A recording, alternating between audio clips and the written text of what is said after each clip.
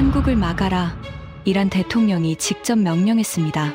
미사일 250발, 드론 1200대, 순항미사일 340발, 중동 역사상 최대 규모의 포화 공격이 쏟아졌습니다. 하지만 결과는 충격이었습니다. 98.7%가 하늘에서 사라졌습니다.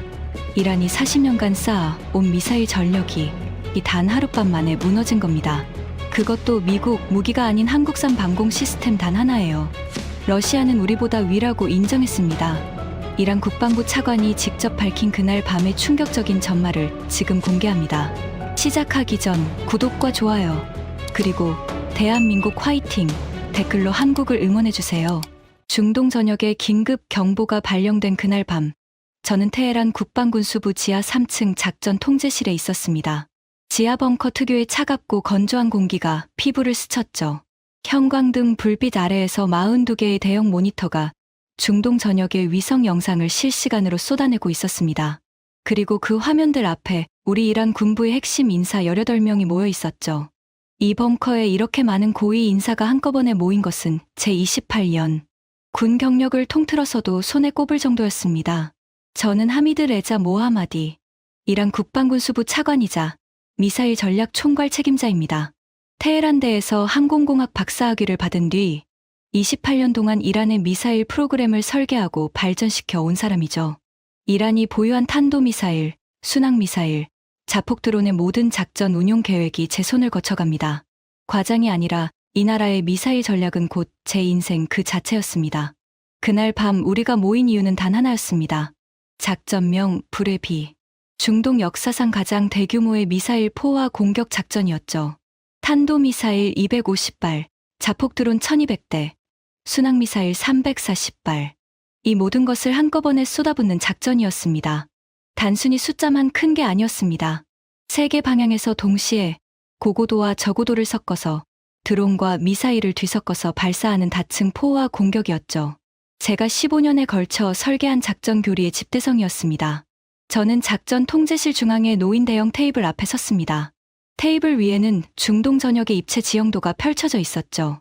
붉은색으로 표시된 우리 미사일 기지들, 파란색으로 표시된 적 방공망 위치, 노란색 화살표로 그려진 공격 경로, 15년간 시뮬레이션을 반복하며 다듬어 온 작전이 오늘 밤 현실이 되는 순간이었습니다. 그때 벙커 한쪽에 설치된 직통 전화기가 울렸습니다. 붉은색 수화기. 대통령 집무실과 연결된 전용 회선이었죠. 통제실 안에 있던 모든 사람의 시선이 일제히 그 전화기로 향했습니다. 저는 수화기를 들었습니다. 대통령 카카의 목소리가 들려왔습니다. 낮지만 단호한 음성이었죠. 차관, 준비는 됐습니까? 카카, 모든 발사대가 대기 상태입니다. 명령만 내려주십시오. 잠시 침묵이 흘렀습니다. 그리고 대통령이 말했죠. 확실하게 끝내시오. 오늘 밤 이후로 그 누구도 우리를 위협하지 못하게 만드시오. 명령 수행하겠습니다. 카카. 수화기를 내려놓는 순간 제 심장이 힘차게 뛰기 시작했습니다. 두려움이 아니었죠. 28년간 준비해 온 순간이 드디어 왔다는 흥분이었습니다.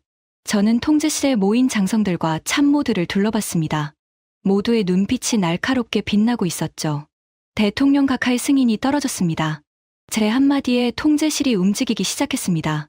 키보드 두드리는 소리, 통신 장비의 신호음, 참모들의 보고 목소리가 일제히 울려 퍼졌죠. 15년간 시뮬레이션으로만 존재하던 작전이 현실의 숨결을 얻는 순간이었습니다.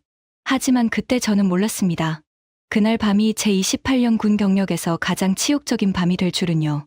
그리고 제가 한 번도 들어본 적 없는 이름 하나가 제 인생 전체를 뒤흔들어 놓게 될 줄은요. 작전 발동 전 마지막 브리핑이 시작됐습니다.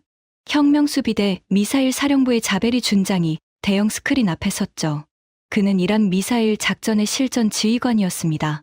거친 수염의 강마른 체격, 눈빛만으로도 주변을 압도하는 사람이었죠. 걸프 지역에서 20년간 미사일 작전을 지휘해 온 베테랑이었습니다. 적 방공망 현황을 보고하겠습니다. 스크린에 중동 전역의 방공 시스템 배치도가 떴습니다. 파란색 점들이 곳곳에 찍혀 있었죠. 미국의 패트리어트 PAC-3가 7개 포대, 사드가 2개 포대, 이스라엘의 에로우 시스템이 3개 포대 지원 중입니다. 자베리 준장이 레이저 포인터로 하나하나 짚어나갔습니다. 우리는 이 시스템들의 약점을 15년간 분석해왔습니다. 패트리어트의 동시 교전 능력은 최대 9개 표적, 사드는 고고도에 특화되어 적어도 드론에 취약합니다. 에로우는 탄도미사일에는 강하지만 순항미사일 대응에 한계가 있죠. 참모들이 고개를 끄덕였습니다. 이건 우리 모두가 수백 번 검토한 내용이었죠. 따라서 1차 파도에서 적어도 드론 400대를 먼저 투입하여 패트리어트의 요격 미사일을 소모시킵니다.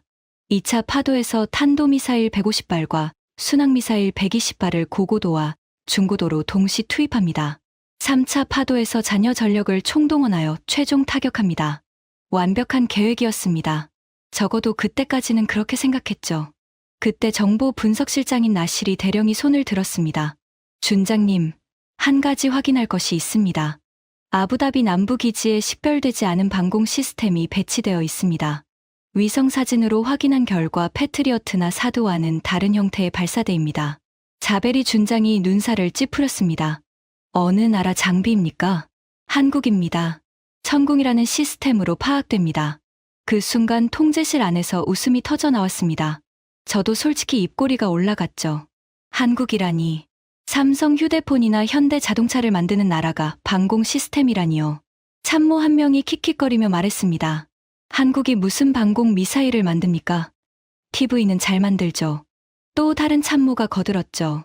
패트리어트도 우리 포와 공격 앞에서 한계를 보이는데 한국산이 뭘 하겠습니까? 자베리 준장도 가볍게 웃으며 대답했습니다. 무시해도 됩니다. 작전에 영향을 줄 수준이 아닙니다. 우리의 적은 패트리어트와 사드입니다. 저도 같은 생각이었습니다. 솔직히 말해서 한국이라는 나라에 대해 제가 아는 것은 많지 않았죠. 경제적으로 성장한 나라라는 건 알고 있었지만 군사 분야에서 한국을 진지하게 분석해 본 적은 단 한 번도 없었습니다. 미국, 이스라엘, 러시아. 이 세 나라가 방공 기술의 전부였고 나머지는 그 기술을 수입해서 쓰는 나라들이라고 생각했죠. 그때 벙커 한쪽에 앉아 있던 러시아 군사고문 볼코프 대령이 입을 열었습니다. 러시아는 우리에게 판치르 방공 시스템을 수출한 나라였고 이번 작전에도 기술 자문 자격으로 참여하고 있었죠. 한국의 천궁 시스템에 대해서는 저도 간략하게 파악하고 있습니다. 중거리 방공 시스템으로 분류되어 있지만 실전 데이터가 전무합니다. 시험장에서의 성능과 실전은 완전히 다른 문제죠. 무시해도 될 것입니다. 볼코프의 말에 참모들이 고개를 끄덕였습니다. 러시아 전문가까지 무시해도 된다고 했으니 더 이상 신경 쓸 이유가 없었죠. 저는 나시리 대령을 향해 말했습니다. 대령, 천궁이든 뭐든 상관없습니다. 250발의 탄도미사일과 1200대의 드론, 340발의 순항미사일이 동시에 쏟아지면 세상의 어떤 방공 시스템도 버틸 수 없습니다. 그게 우리가 15년간 준비해 온 포와 공격 교리의 핵심이에요. 나시리 대령이 조용히 고개를 끄덕이고 자리에 앉았습니다. 하지만 지금 돌이켜 생각해보면 그때 나시리 대령의 표정이 완전히 납득한 얼굴은 아니었던 것 같습니다. 뭔가 걸리는 게 있었는지 모니터를 한 번 더 들여다보고 있었죠. 하지만 저는 그 순간 그의 표정에 신경 쓸 여유가 없었습니다. 작전 개시 시간이 다가오고 있었으니까요. 40년입니다. 이란이 독자적으로 미사일 기술을 개발해 온 시간이 40년이에요. 이라크와의 전쟁에서 시작된 미사일 프로그램은 세계 각국의 제재와 압박 속에서도 멈추지 않았습니다. 서방 국가들이 기술을 팔지 않으면 우리가 직접 만들었죠. 부품을 구할 수 없으면 우회 경로를 찾아냈습니다. 그렇게 40년을 버텨온 결과 우리는 중동에서 가장 강력한 미사일 전력을 보유한 나라가 됐습니다. 그 전력이 오늘 밤 전부 풀려나는 겁니다. 저는 그 자부심으로 가슴이 벅찼습니다. 28년 전 신참 장교 시절부터 꿈꿔왔던 순간이었죠. 우리의 미사일이 적의 방공망을 뚫고 목표물을 타격하는 그 순간을 위해 제 인생의 절반을 바쳤습니다. 오늘 밤 그 40년의 결실을 세계가 보게 될 것이었죠. 작전 개시 시각이 됐습니다. 자정을 넘긴 시각이었죠. 사막의 밤은 칠흑같이 어두웠고 통제실 안에는 모니터의 푸른 빛만이 참모들의 얼굴을 비추고 있었습니다. 저는 마이크를 잡았습니다. 손에 땀이 배어 있었죠. 긴장이 아니라 흥분 때문이었습니다. 1차 파도 발사 준비. 통신 채널을 통해 전국 각지의 미사일 기지에 명령이 전달됐습니다. 이란 서부의 산악지대, 남부의 해안기지, 동부의 사막기지, 세 방향에서 동시에 발사하는 것이 이번 작전의 핵심이었죠. 적의 방공 시스템이 한 방향에 집중하면 다른 방향이 뚫리게 만드는 구조였습니다. 1차 파도, 드론 400대, 순항미사일 80발, 발사 준비 완료. 각 기지에서 보고가 올라왔습니다. 저는 깊게 숨을 들이쉬었죠. 발사. 그 한마디가 떨어지는 순간 통제실의 모니터 여러 개가 동시에 밝아졌습니다. 위성 영상에서 이란 각지의 발사 기지에서 불꽃이 피어오르는 것이 보였죠. 드론 발사대에서 자폭 드론들이 떼지어 날아오르고 이동식 발사 차량에서 순항 미사일이 화염을 뿜으며 솟아올랐습니다. 통제실 안에서 낮은 탄성이 터져 나왔습니다. 위성 화면으로 보는 것만으로도 그 규모가 압도적이었죠. 400대의 드론이 편대를 이루며 사막 위를 날아가는 모습은 마치 거대한 새떼가 이동하는 것 같았습니다. 1차 파도, 정상 비행 중. 목표 지점까지 예상 도달 시간 47분. 47분. 그 시간 동안 저는 모니터에서 눈을 떼지 못했습니다.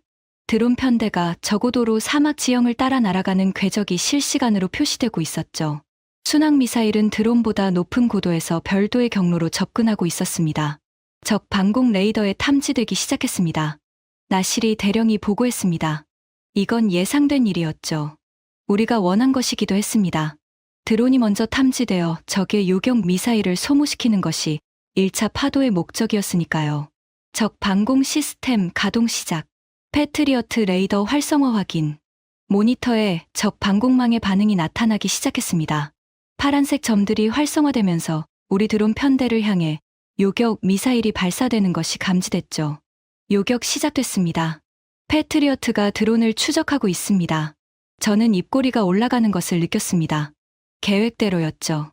패트리어트 요격 미사일 한 발 가격이 약 400만 달러입니다. 우리 드론 한 대 가격은 3만 달러도 안 되죠. 적은 400만 달러짜리 미사일로 3만 달러짜리 드론을 격추하고 있는 겁니다. 이 교환 비율이 반복되면 아무리 부유한 나라라도 탄약이 바닥나게 됩니다. 그게 우리의 전략이었죠. 드론 격추 시작. 현재까지 12대 격추 확인. 좋습니다. 계속 소모시키세요. 10분이 지났습니다. 20분이 지났죠. 드론이 하나둘 격추되고 있었지만 400대의 물량 앞에서 패트리어트가 버거워하고 있다는 것이 데이터로 보이기 시작했습니다. 패트리어트 발사 빈도가 줄어들고 있습니다. 요격 미사일 재장전에 시간이 걸리는 것 같습니다. 자베리 준장이 만족스러운 표정을 지었습니다. 예상대로입니다. 2차 파도 준비 상황은 150발 탄도미사일, 120발 순항미사일, 발사 대기 중입니다. 저는 시계를 확인했습니다. 1차 파도 발사 후 35분이 경과한 시점이었죠. 드론 편대가 적 방공망에 충분히 부담을 준 뒤 2차 파도로 본격 타격을 시작하는 타이밍이었습니다. 2차 파도 발사. 이번에는 진짜였습니다. 탄도미사일 150발이 동시에 하늘로 솟아올랐죠. 위성 화면에서 이란 전역의 미사일 기지가 일제히 불을 뿜는 장면은 장관이었습니다. 동시에 순항미사일 120발도 다른 경로로 발사됐죠. 통제실 안에 긴장감이 최고조에 달했습니다. 참모들의 시선이 모니터에 고정됐죠. 모니터에는 우리 미사일들이 각기 다른 고도와 속도로 목표를 향해 날아가는 궤적이 실시간으로 표시되고 있었습니다. 탄도미사일 포물선 진입, 최고점 도달까지 4분. 순항미사일 정상 비행, 지형 추적 모드 가동 중. 보고가 쉴 새 없이 올라왔습니다. 저는 두 손을 테이블 위에 올려놓고 화면을 응시했죠. 28년간 이 순간을 위해 살아왔다고 해도 과언이 아니었습니다. 1차 파도 드론 편대 현황, 400대 중 267대 격추, 133대 잔존. 잔존 드론 목표 접근 중. 예상 범위 아니었습니다. 드론의 임무는 격추당하면서 적의 요격 미사일을 소모시키는 것이었으니까요. 267대가 격추됐다는 것은 적이 최소 267발의 요격 미사일을 썼다는 뜻이었죠. 완벽합니다. 적 요격 미사일 재고가 빠르게 줄어들고 있을 겁니다. 저는 확신에 차서 말했습니다. 지금쯤 패트리어트 발사대의 요격 미사일 재고가 절반 아래로 떨어졌을 것이라고 계산하고 있었죠. 그런데 바로 그때였습니다. 나실이 대령이 모니터를 들여다보다가 고개를 갸우뚱했습니다. 그리고 옆에 앉은 분석관에게 뭔가를 물어봤죠. 분석관이 키보드를 빠르게 두드리더니 데이터를 불러왔습니다. 두 사람이 화면을 번갈아 보며 고개를 기울이고 있었습니다. 차관님, 나시리 대령의 목소리에 뭔가 이상한 기운이 섞여 있었습니다. 뭡니까?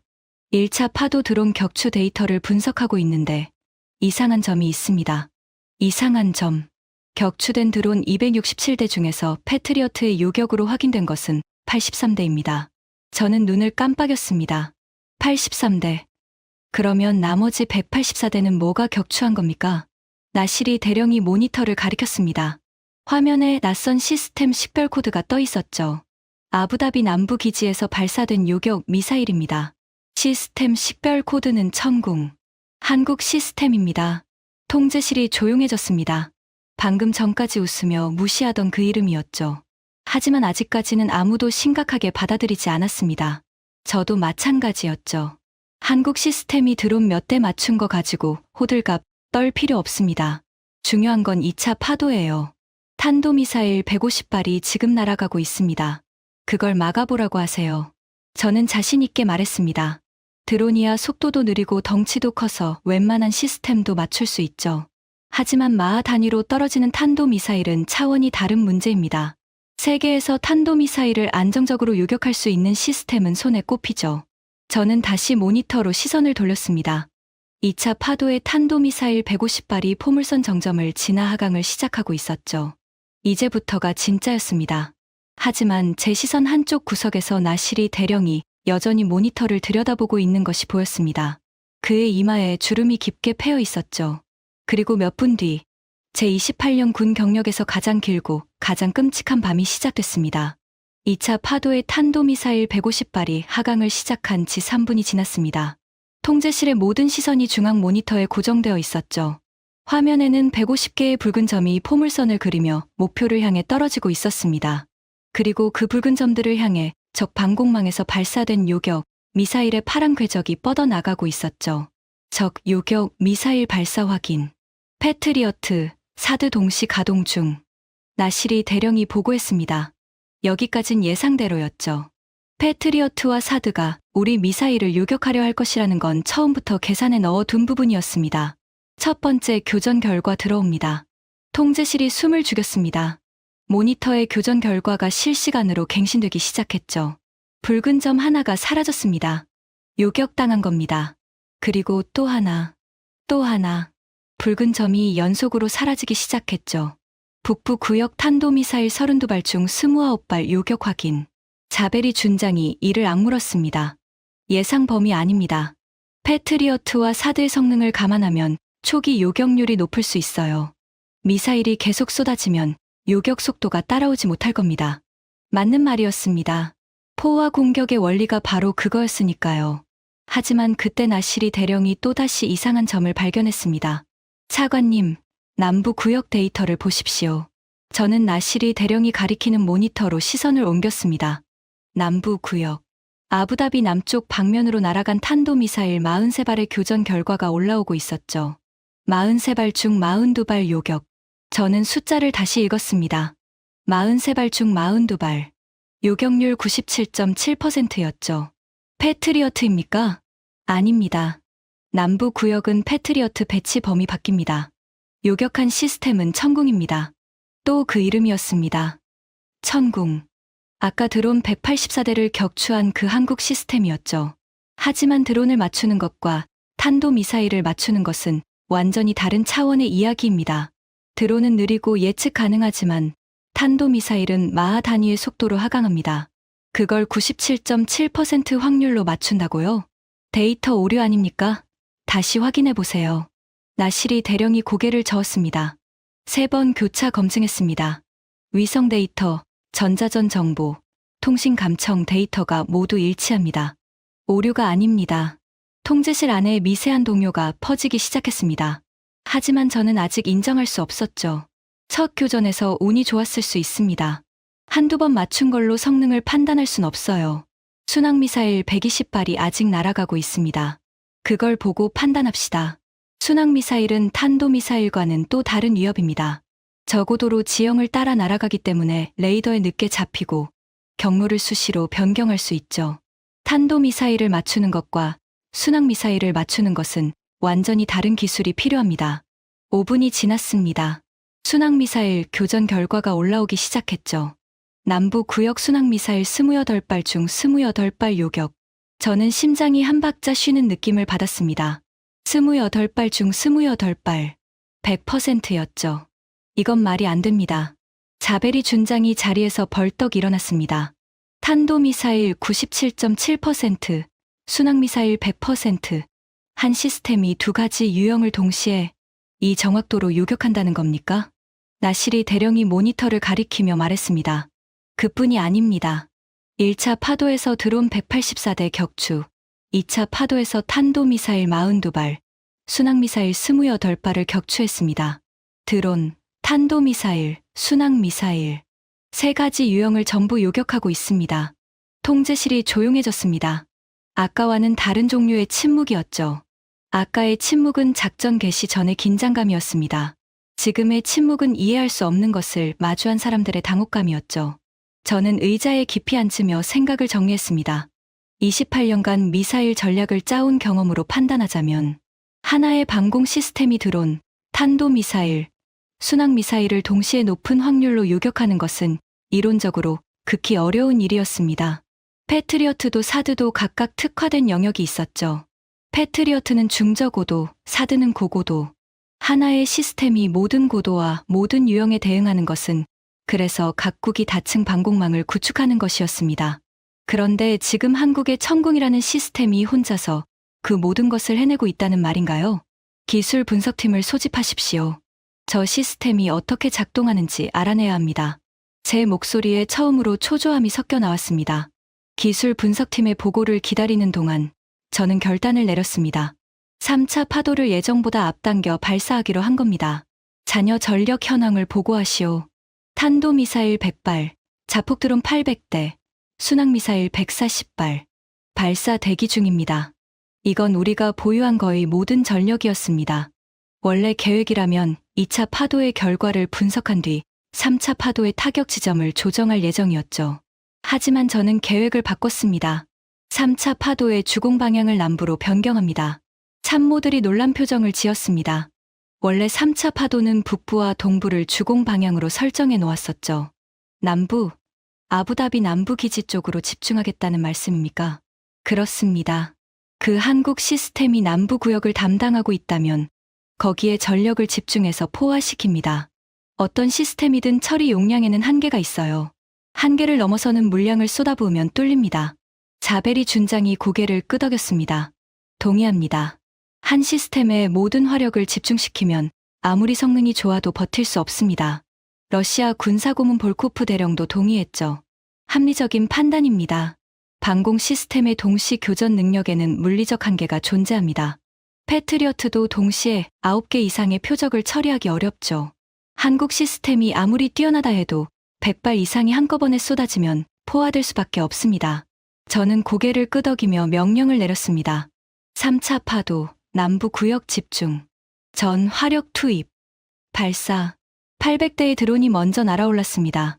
뒤이어 탄도미사일 100발과 순항미사일 140발이 연속으로 발사됐죠. 이번에는 모든 것을 남부 구역 하나에 집중시켰습니다. 한국 시스템 하나를 포화시키기 위해서였죠. 통제실에 다시 긴장감이 감돌았습니다. 이번에는 아까와는 다른 무게의 긴장감이었죠. 아까는 승리에 대한 기대가 섞인 긴장감이었다면 지금은 불안과 조초함이 뒤섞인 긴장감이었습니다. 3차 파도, 적 방공 레이더 탐지 범위 진입, 적 요격 시작. 모니터의 교전 상황이 실시간으로 표시되기 시작했습니다. 남부 구역에 집중된 우리의 붉은 점들과 그것을 향해 날아가는 적 요격. 미사일의 파란 궤적이 화면을 가득 채웠죠. 붉은 점이 사라지기 시작했습니다. 하나, 둘, 셋. 연속으로 사라졌죠. 저는 속으로 숫자를 세기 시작했습니다. 800대의 드론이 동시에 접근하고 있었으니 아무리 뛰어난 시스템이라도 전부 막을 수는 없을 것이었습니다. 1분은 뚫릴 수밖에 없었죠. 하지만 1분이 지나고 2분이 지나고 3분이 지나도 상황은 변하지 않았습니다. 붉은 점은 계속 사라지고만 있었죠. 화면에서 남부 구역의 붉은 점이 눈에 띄게 줄어들고 있었습니다. 현재까지 드론 347대 격추, 탄도미사일 58발 요격, 순항미사일 71발 요격. 나시리 대령의 목소리가 점점 떨리고 있었습니다. 전부 천궁입니까? 남부 구역이니까 천궁이 주력입니다. 일부 패트리어트가 지원하고 있지만 격추의 78%는 천궁입니다. 저는 두 손으로 테이블 가장자리를 잡았습니다. 손가락에 힘이 들어갔죠. 이건 말이 안 되는 상황이었습니다. 800대의 드론, 100발의 탄도미사일, 140발의 순항미사일을 동시에 쏟아부었는데 그 시스템이 버티고 있었습니다. 발사 속도를 보십시오. 나시리 대령이 화면의 데이터를 확대했습니다. 천궁의 요격 미사일 발사 간격이 1.5초입니다. 1.5초마다 한 발씩 쏘고 있어요. 자베리 준장이 벌떡 일어났습니다. 1.5초. 그게 가능합니까? 발사대를 돌려야 하는데 어떻게 1.5초마다 발사합니까? 발사대가 안 움직이고 있습니다.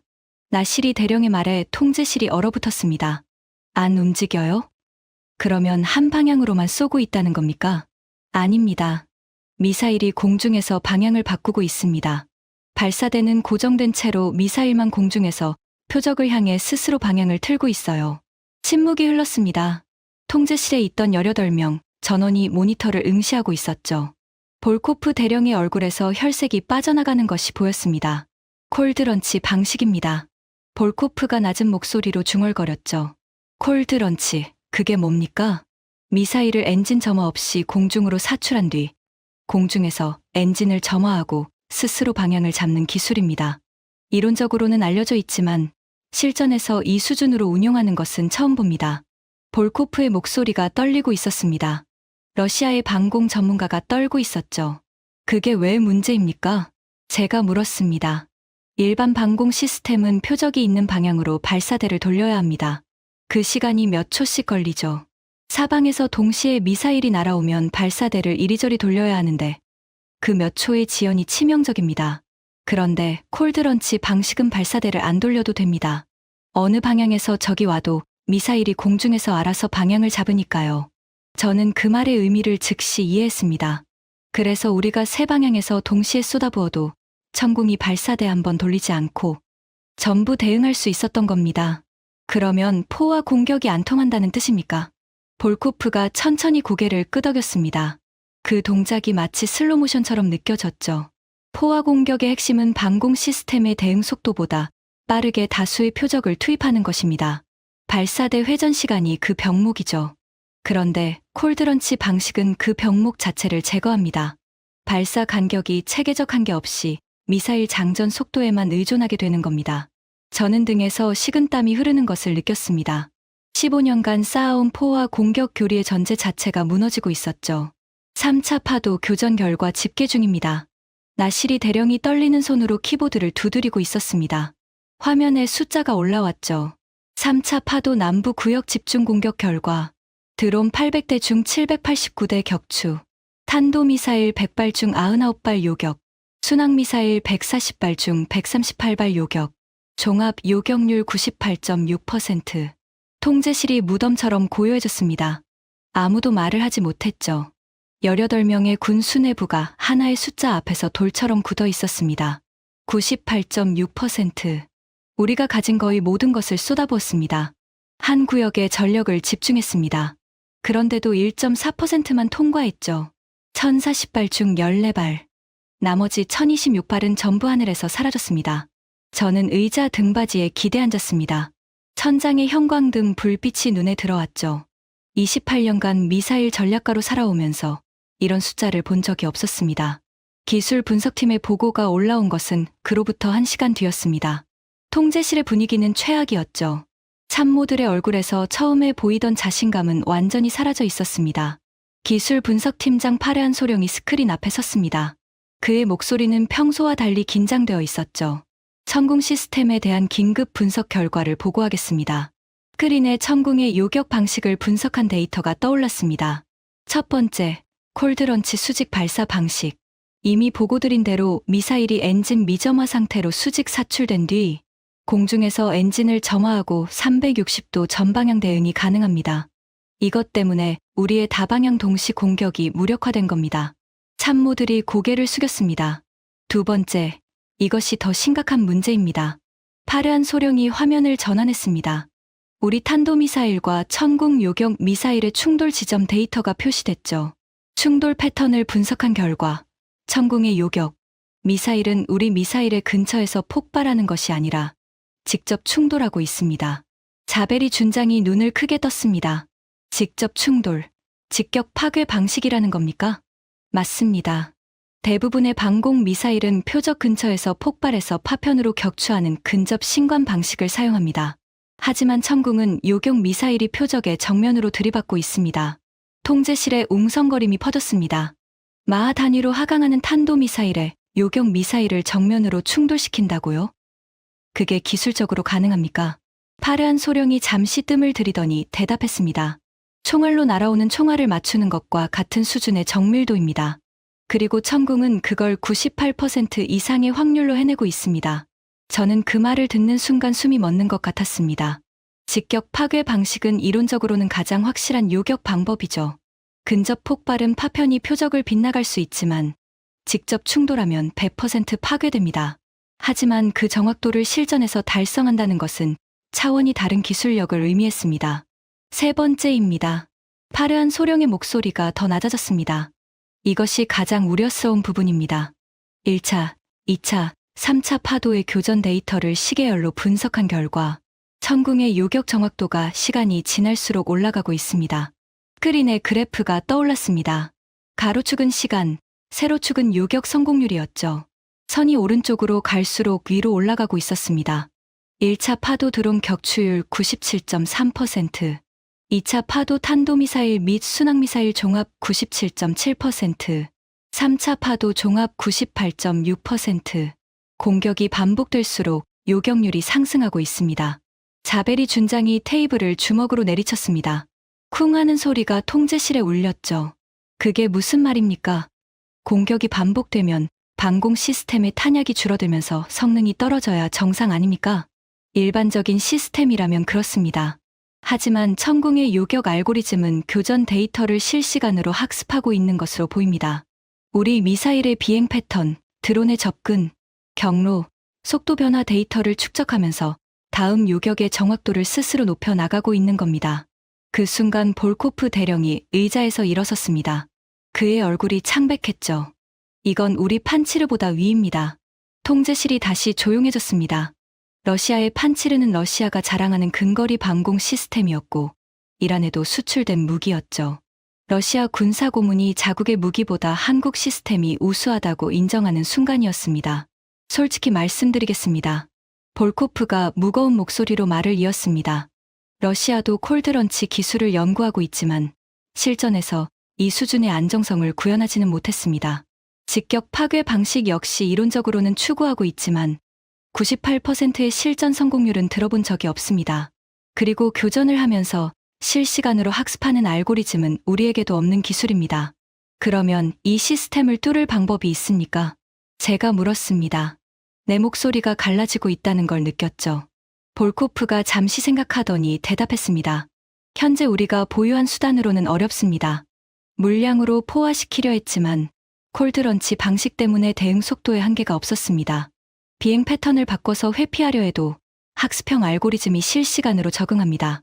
제가 파악하기에 현 시점에서 천궁을 돌파할 수 있는 방법은 없습니다. 그 말이 떨어지는 순간 저는 28년 군 경력에서 처음으로 완전한 무력감을 느꼈습니다.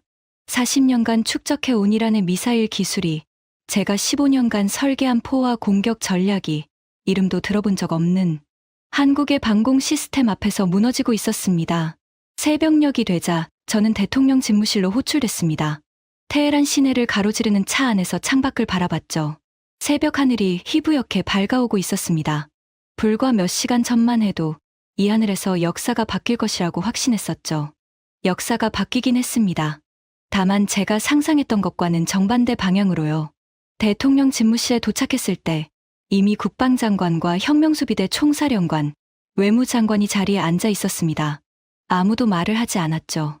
무거운 침묵 속에서 대통령만이 창가에 서서 밖을 바라보고 있었습니다. 차관. 대통령이 돌아서며 말했습니다. 결과를 보고하시오. 저는 준비한 보고서를 펼쳤습니다. 하지만 그 숫자들을 입 밖에 내는 것이 이렇게 어려울 줄은 몰랐죠. 각하, 작전명 불에 비해 최종 결과를 보고드리겠습니다. 21번 들이쉬었습니다.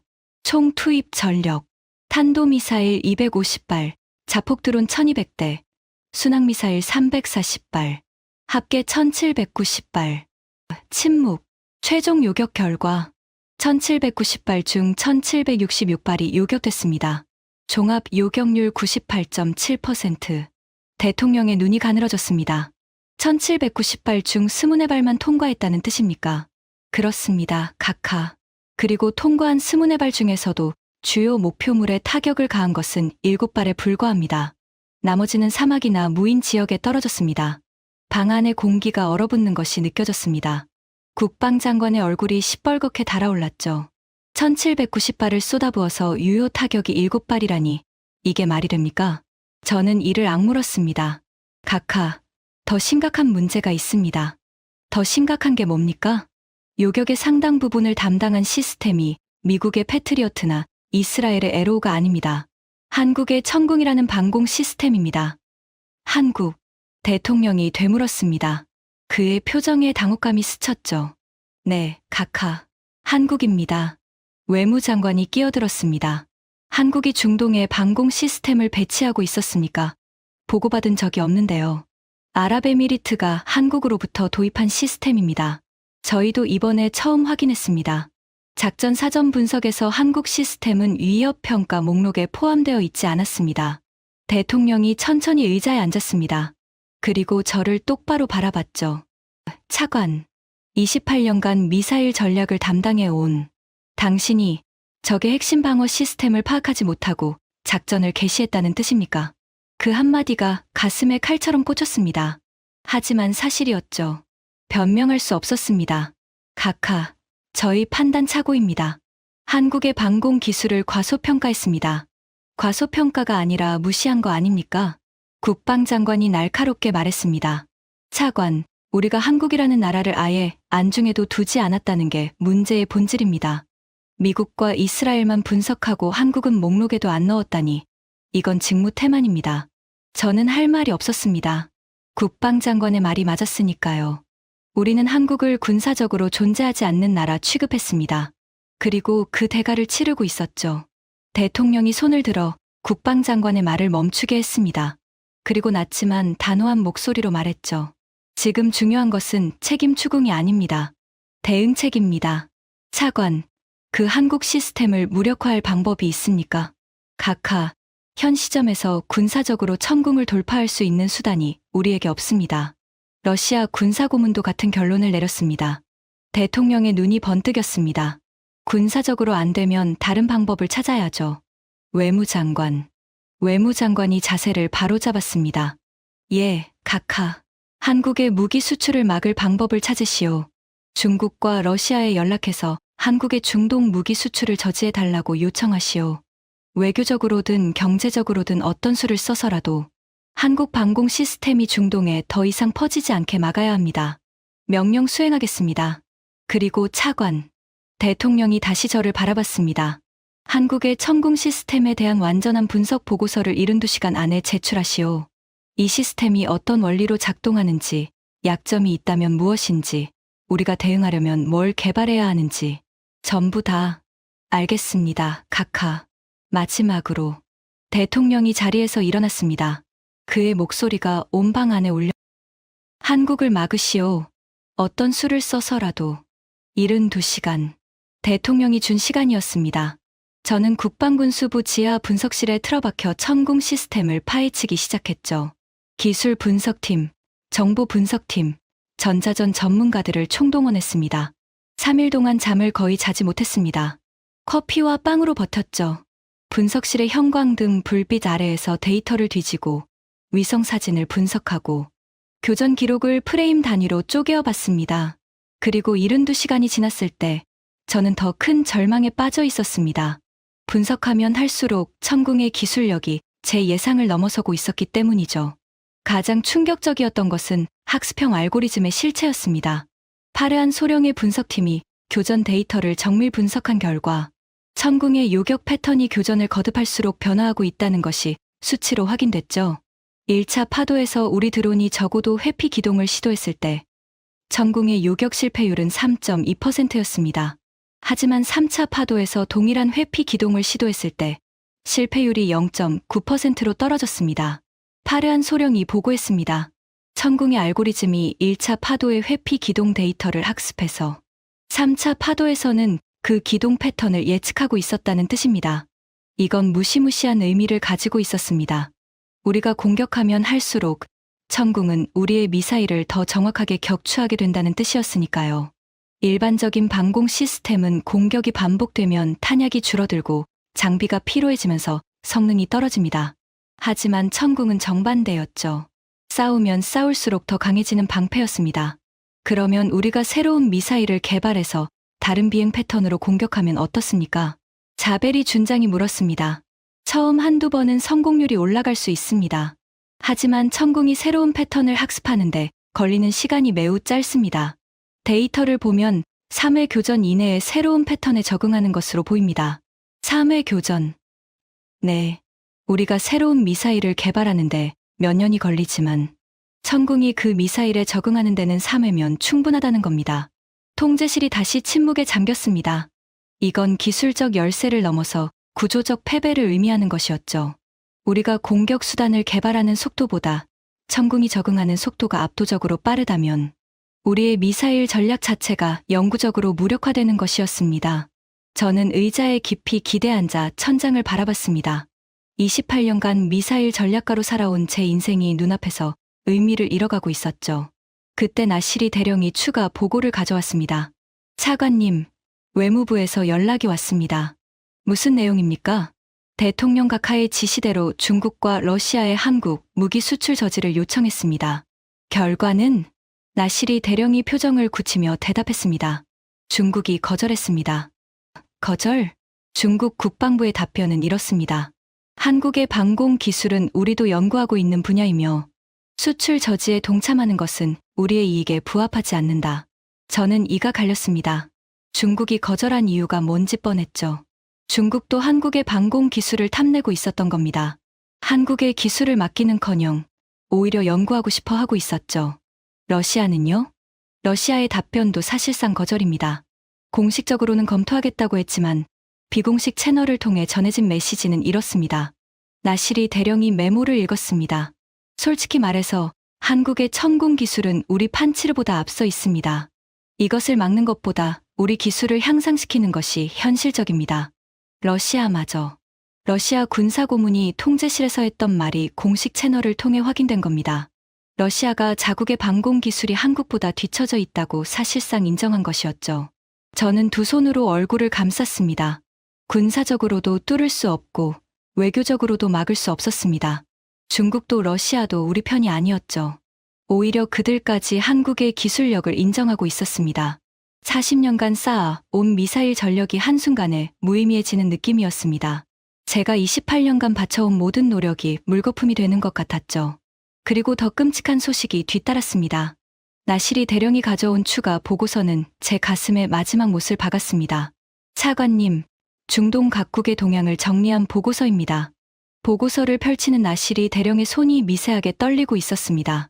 저는 그 떨림을 보면서 이미 내용이 좋지 않다는 것을 직감했죠. 사우디아라비아가 한국에 천궁 시스템 도입을 공식 요청했습니다. 첫 번째 줄부터 충격이었습니다.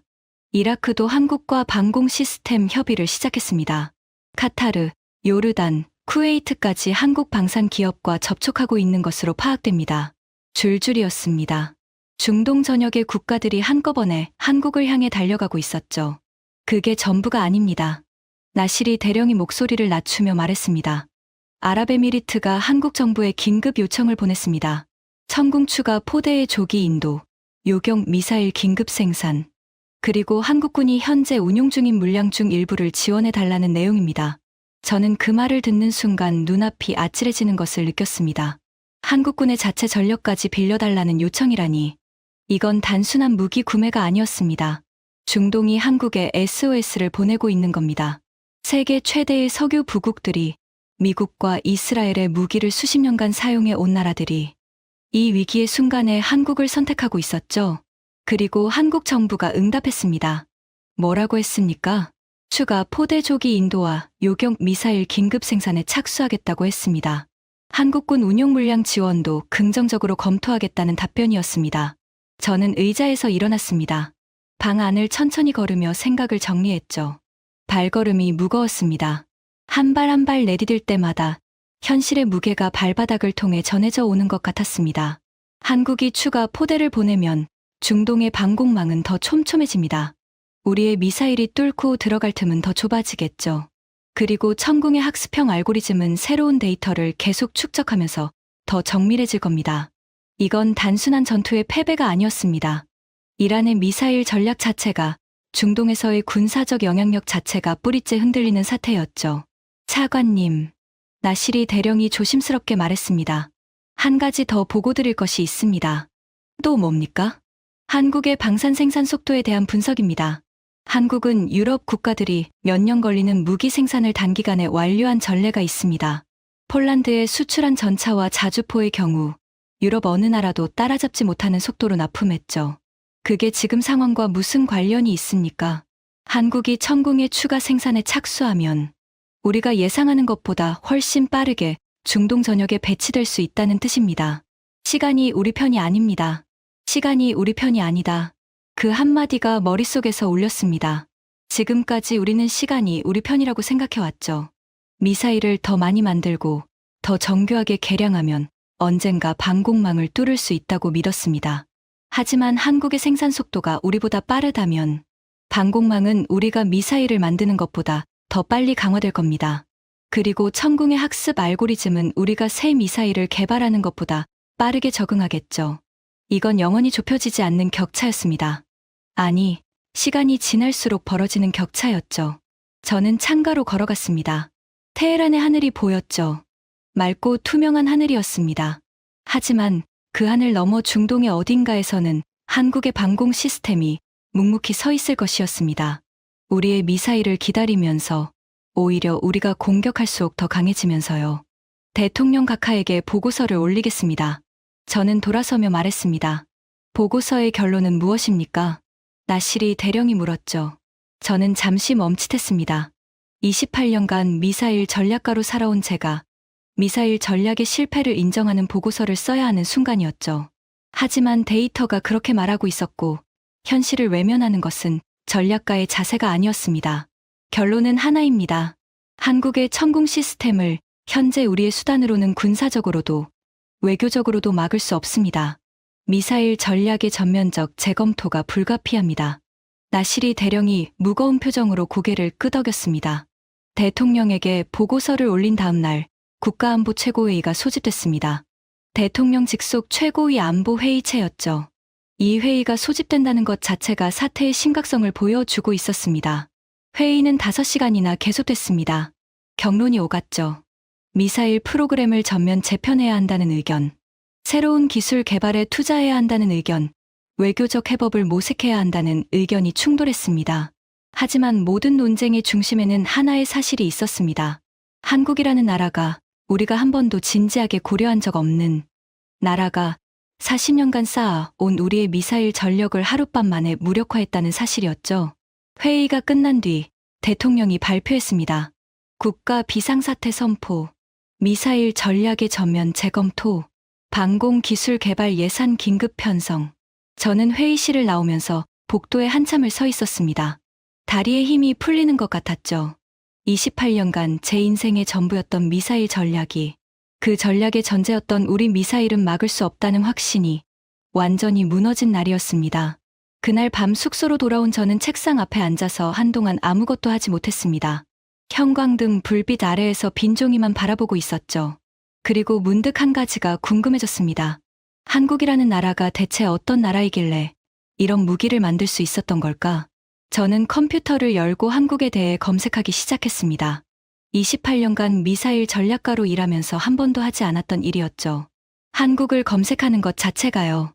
그리고 화면에 뜬 내용을 읽으면서 저는 점점 더 할 말을 잃어갔습니다. 70여 년 전, 한국은 전쟁의 폐허였습니다. 국토 전체가 잿더미가 됐죠. 총 한 자루 제대로 만들지 못하는 나라였습니다. 자국의 하늘을 지킬 능력조차 없었죠. 미국의 전투기가 한국의 하늘을 대신 지켜줘야 했습니다. 그런 나라가 70년 만에 세계에서 가장 정밀한 방공 시스템을 만들어냈습니다. 미국의 패트리어트보다 높은 요격률을 실전에서 증명했죠. 총알로 총알을 맞추는 직격 파괴 기술을 98% 이상의 성공률로 구현했습니다. 공격을 받을수록 더 강해지는 학습형 알고리즘을 개발했죠. 처음부터 자기 손으로 만들었다고 했습니다. 기존 강대국의 기술을 그대로 가져온 것이 아니라 독자적으로 수십 년에 걸쳐 개발했다고요. 그 수십 년의 시간 동안 한국의 엔지니어들은 이런 날이 올 것을 알고 있었던 겁니다. 자국의 하늘을 자국의 기술로 지키겠다는 그 의지로 수십 년을 버텨온 겁니다. 저는 화면에서 눈을 떼고 창밖을 바라봤습니다. 테헤란의 밤하늘에 별이 떠 있었죠. 그리고 그 별빛 아래에서 저는 씁쓸한 진실을 마주해야 했습니다. 우리 이란도 40년간 제재와 압박 속에서 미사일을 만들어 왔습니다. 그 고립과 인내는 진심이었죠. 하지만 우리가 만든 것은 공격하는 창이었습니다. 한국이 만든 것은 지키는 방패였죠. 우리가 부수기 위한 기술을 발전시키는 동안 한국은 지키기 위한 기술을 발전시키고 있었습니다. 그리고 그 방패가 우리의 창을 꺾었습니다. 저는 빈 종이 위에 펜을 올렸습니다. 그리고 천천히 적기 시작했죠. 우리가 40년간 쌓아 온 미사일 전력은 한국의 수십 년 기술 앞에서 무너졌다. 1790발을 쏟아부어 20발만 통과했다. 98.7%가 하늘에서 사라졌다. 이것은 기술의 패배이기도 하지만 더 근본적으로는 전략의 패배다. 우리는 한국이라는 나라를 몰랐다. 아니, 알려고 하지 않았다. 미국과 이스라엘만 바라보면서 세계의 다른 곳에서 조용히 성장하고 있던 기술을 외면했다. 그 대가가 오늘 밤의 결과다. 한국은 70년 전 전쟁의 폐허에서 시작한 나라다. 총 한 자로 만들지 못하던 나라가 세계에서 가장 정밀한 요격 시스템을 만들어냈다. 자국의 하늘을 지키지 못하던 나라가 이제 다른 나라의 하늘까지 지키고 있다. 그리고 나는 깨달았다. 우리가 진짜 두려워해야 할 것은 한국의 미사일도 한국의 기술도 아니었다. 우리가 두려워해야 할 것은 한국의 의지였다. 자기 하늘은 자기가 지키겠다는 의지. 처음부터 자기 손으로 만들겠다는 의지. 수십 년이 걸려도 포기하지 않겠다는 의지. 그 의지가 총 한 자로 못 만들던 나라를 세계가 하늘을 맡기는 나라로 바꿔놓았다. 펜을 내려놓은 뒤 저는 한동안 그 문장들을 바라봤습니다. 28년간 미사일을 만드는 것이 가장 강한 것이라고 믿었던 사람이 지키는 것이 더 강할 수 있다는 사실을 깨달은 밤이었죠. 테헤란의 밤은 깊어가고 있었습니다. 하지만 저는 잠을 이룰 수 없었죠. 머릿속에서 지난 며칠간의 기억이 선명하게 돌아가고 있었습니다. 작전 통제실의 긴장감, 레이더 화면에서 사라져가는 붉은 점들, 98.7%라는 숫자, 볼코프의 창백한 얼굴, 대통령의 냉정한 목소리, 그리고 한국이라는 이름. 한 번도 들어본 적 없던 그 이름이 이제는 제 인생에서 가장 무거운 이름이 되어 있었습니다. 그리고 저는 확신합니다. 이 전쟁이 끝난 뒤 세계가 한국을 바라보는 시선은 영원히 달라질 것입니다. 미국도, 러시아도, 중국도, 그리고 우리 이란도 더 이상 한국을 전자제품이나 만드는 나라로 보지 않게 될 것입니다. 한국의 하늘은 한국이 지키고 있었습니다. 그리고 이제 그 기술은 세계의 하늘까지 지킬 준비가 되어 있었죠. 전쟁의 폐허에서 시작한 나라가 세계의 방패가 된 겁니다. 지금까지 이란 국방부 차관이 직접 밝힌 그날 밤의 충격적인 이야기였습니다. 대한민국의 기술력이 세계의 하늘을 지키고 있다는 사실이 자랑스러우시다면 이 이야기를 널리 공유해주세요. 구독과 좋아요도 부탁드립니다. 지금까지 감동 새벽이었습니다. 감사합니다.